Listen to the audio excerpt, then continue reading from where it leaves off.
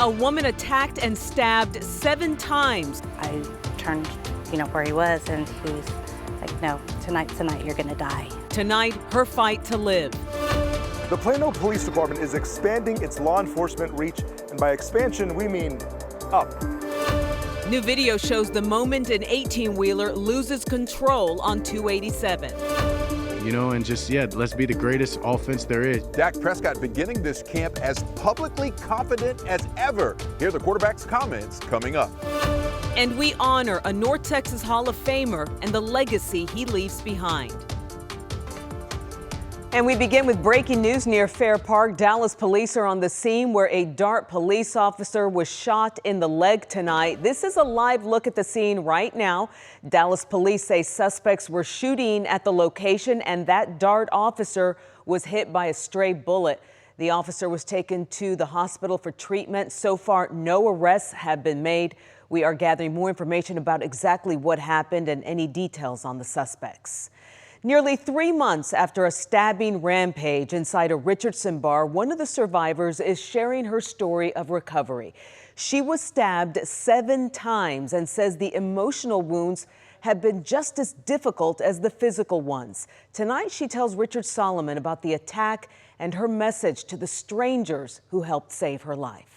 I've gotten more motion in it, like bending it. It's been hard. Every day's different. Today's a good day. Hard trying to recover mentally. It's hard for me to just get out. Hard trying to find herself again. Just the emotional part of it, it really took a toll on me. Still, Feliciana Cancino is grateful to still be here right now. And every scar is a reminder of the night that changed her life. I do not know where or how it came about that he walked into the bar. On May 7th, she was bartending at Good Vibes Bar and Grill in Richardson when police say 28-year-old Stephen Quimby walked in and began attacking people inside. She was stabbed 7 times. I remember the initial stab, which was in my belly. Here, it tore the tendon and broke a bone. 3 other men jumped in and were also injured in the attack. Oh, I think about them every day. It means so much to me because it could have gone a completely different way. Stop! Put it down! Body camera video shows police repeatedly order Quimby to drop the knife after the attack. Police say they shot and killed him after he refused commands and moved towards them. I'm blessed. And Feliciana is still fighting, not for her life anymore, but to get her life back. I do want to see my people again. I do want to see my friends and my coworkers. She hasn't been able to go back to work since the attack. She's still in therapy, trying to heal the wounds no one else can see. That's why loved ones created a GoFundMe to help support her. It gave you a little bit of faith back into people. Sure, yeah. But it's hard. It's hard to keep that faith. And after it all, she is still thankful, and she's sharing her story, hoping no one will ever have to travel the same road as her again. In Rowlett, I'm Richard Solomon. And tonight, the Dallas North Tollway is back open near 635 after a trailer lost its load and caused a backup for hours. Look at that. It happened right during rush hour, just before 5. Since we first reported about the incident, we've learned it was a 34,000-pound industrial-size oven that fell onto the road. All southbound lanes were shut down. Some drivers nearby even got a DPS safety alert to avoid that area. Thankfully, no one was hurt. WFAA just obtained new surveillance video showing what led up to this dangerous crash in Fort Worth. You can see an 18-wheeler sliding into several vehicles off US 287 near Blue Mound Road. People nearby who heard the crash called 911 and rushed to help. It was pretty horrific to witness something like that. You never know, you just go about your daily life and then all of a sudden something like that happens. At least 2 people were seriously injured. We are working to learn whether they're okay tonight. And we're wrapping up another triple-digit day. And Pete, you've been talking about a little bit of relief on the way. It's a huge cool down. Oh, okay. Just wait till you see this weekend. I mean, 101 today. I'm going about 102, 103 tomorrow. And then 97 will be the coolest day this weekend. Ooh. 99, 97, 98, 99. Those are the high temps. Not bad. There you go. How long will it last, though? About 15 seconds. It won't last long. Let me show you this. Here we go. We have a heat advisory through tomorrow. I've been mentioning all week this is going to last through at least Friday, and it goes through tomorrow. It's just going to be hot and another humid day. Tomorrow, a degree or two hotter than what we had today, and today we hit 101. Outside right now, mostly clear skies, so here we go. Here's the cool down. 98 on Saturday, 97 on Sunday. That's it. Then we're back into triple. Oh, we might hang right around 99 on Monday, but then it's back into triple digits as we head into the days after that. But a weak cool front. It's a Texas cold front, a Texas summertime cold front, and it could bring with it maybe a stray shower up along the Red River tomorrow evening, and then south of the Dallas-Fort Worth area on Saturday, especially in the morning, and then we go right back into the triple digits. With the heat in place, I have some heat safety tips. Please check these out. My full forecast, the 14-day outlook, coming up in just then. New tonight, the family of an 8-year-old elementary student is suing Plano ISD, a teacher who's under arrest, and a school principal.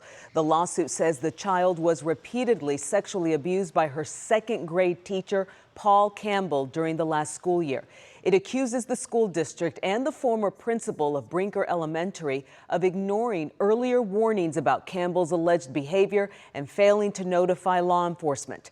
The lawsuit seeks more than $1 million in damages. Campbell is charged with 3 counts of indecency with a child and a charge of continuous sexual abuse of a child. Plano ISD has not commented on this lawsuit.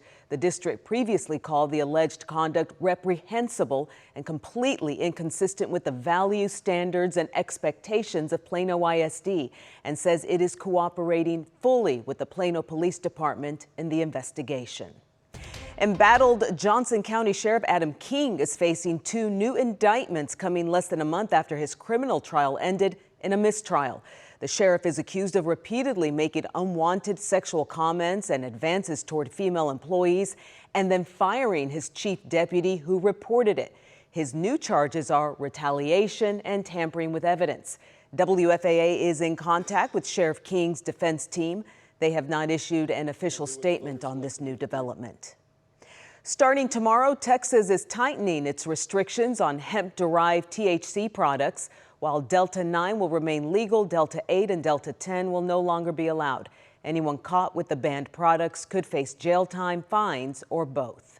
Industry experts say the change could remove most THC products from some store shelves. However, supporters of the ban say it'll improve safety of the product across the state.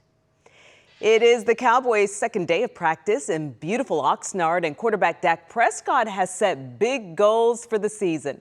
Lead sports anchor Joe Trahan joins us live from Oxnard, California. Joe, seems like Dak has some renewed confidence in the season ahead. Yeah, there's no doubt about that, Izzy. And listen, I've covered Dak for more than a decade, and that confidence that you mentioned has up until now been mostly understated. But it's just the opposite in this camp. Dak making it known to all that this Cowboys team is absolutely swinging for the fences, and he doesn't care how that makes people talk about this team. We want stuff in life a lot of times, but then, when people start talking about it, you kind of hesitate. Like, should I say that, if they're going to hold me to it? Well, absolutely. Playing in this organization, being in it 10 years, right, going into year 11, I'm not going to shy away from it. At 33 years old, Prescott putting it all out there publicly. And if that means wearing a Super Bowl 30 t-shirt on the trip to camp, so be it. He is convinced this team can contend, and he isn't holding that confidence back. Dak knows that could add to the bullseye that's already on the Cowboys organization, and he's good with it. And I think that's as much as kind of the point I was making, if anything, is I don't care, and nobody should care within this organization or this team, because at the end of the day, we do control it. We control our chances, we control our opportunities. If people are going to talk about it, why can't we talk about it? But yeah, to go into training camp and to go into season and say that those are our goals, I mean, it'd be stupid or we'd be remiss not to own that and take accountability in that and take pride in saying this is what we want to be and who we want to, what we want to do. Yeah, Dak saying the quiet part out loud, and he knows when you put it out there like this, especially with the climate for sports right now, you have got to back it up, and we'll see if he can get that done. All right, we'll have more from QB1 coming up at their pre-camp get-together. The offense came up with an acronym for itself. We'll tell you all about Gotti and what it means. That's coming up later in sports, Izzy. Sounds good, Joe. We'll see you then. Well, tonight, many across North Texas are looking back at the life of a football star from right here in North Texas. The family of Billy Ray Smith says he died of CTE-caused dementia yesterday. Tonight, Kevin Reese hears from people who watched his rise to fame and knew him best. The entrance to Broncos in Hearst displays the NFL helmets and photos and mementos of two college roommates, Billy Ray Smith Jr. and Ron Farrow. We had some of the best times of my life together. The friend Billy Ray started this sports bar with back in 1989. He would come in and light up a room. He has a very huge personality. The man that got there first was Billy Ray Smith. But before he was a two-time All-American at the University of Arkansas. Lou Holtz calls this man the greatest football player he has ever coached. And before he enjoyed a storied 10-year NFL career, Billy Ray Smith Jr. was just another kid from Plano. I guess if you had a son, that's what you'd want him to grow up to be like. Well, much more than that, to his former Plano high school coaches. He was friendly to everybody. He always had a smile on his face. You know, the unique thing about Billy Ray is he never changed with all the success he had. So he was an outstanding person. He would enjoy a sports broadcasting career in San Diego, marry a popular news co-anchor, and become a community mainstay in the California city. So I don't think any other profession has that kind of intensity to it. But his family says his death came from dementia caused by CTE, brain damage from repeated collisions, which makes this picture worth noting. Him in 2012 speaking at the memorial for teammate Junior Seau. His suicide also blamed on CTE. It's a serious problem, and it's scary. I may be lucky that I got hurt after my second year with the pros. It may have somehow saved my life, you know, who knows. Ron Farrow will then hold close to his fond memories of his friend, including when their college coach Lou Holtz made it to the rehearsal dinner for Billy Ray Smith Jr.'s wedding. That picture is on the wall at Broncos 2. And I hate to see him gone, and he's going to be missed. Billy Ray Smith Jr. was just 64 years old. In Dallas, I'm Kevin Reese.